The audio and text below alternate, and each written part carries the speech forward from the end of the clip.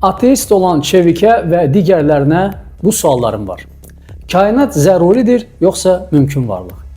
Əgər Çevik deyirsən ki, kainat mümkündürsə, yəni onda deməli yox da ola bilər. O zaman niyə var? Ya deyəcəksən səbəb yoxdur, bu məntiqdən qaçmaqdır. Mümkün varlıq özünü izah edə bilməz. Başqa mümkün varlıqlar da izahı tamamlamaz. İzah ya zərurətdə dayanır, ya da ki, yoxdur. İzahı inkar etmirsənsə, deməli, zəruri varlıq qaçılmazdır. Ya da səbəb var, o səbəb zəruri olmalıdır. Əgər deyirsən ki, kainat zəruridirsə, onda mən soruşuram, bəs onu zəruri edən nədir? Kainat dəyişir, ona möhtacıdır. Nəticə eynidir, zəruri varlıq qaçılmazdır və biz bu zəruri varlığa Allah deyirik.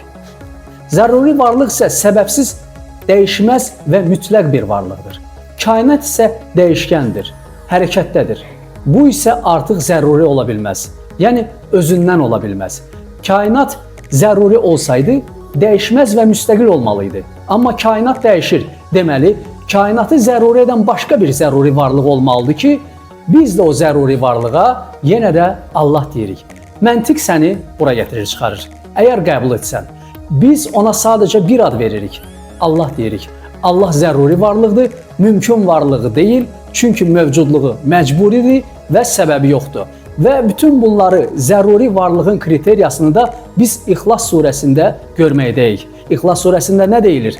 Yeganədir, əhəddir, təkrarı yoxdur, dəyişməzdir və müstəqildir. Əs-səməddir, hər şey ona möhtacdır. O, heç kəsə möhtac deyil. Mümkün varlıq deyil, çünki mümkün varlıq xarici səbəbə möhtacdır. Doğmamış, doğulmamışdır. Başlanğıcı yoxdur, səbəbi yoxdur, zəruri varlıqdır. Bənzəri də yoxdur. Digər varlıqlarla bağlı deyil, müstəqildir.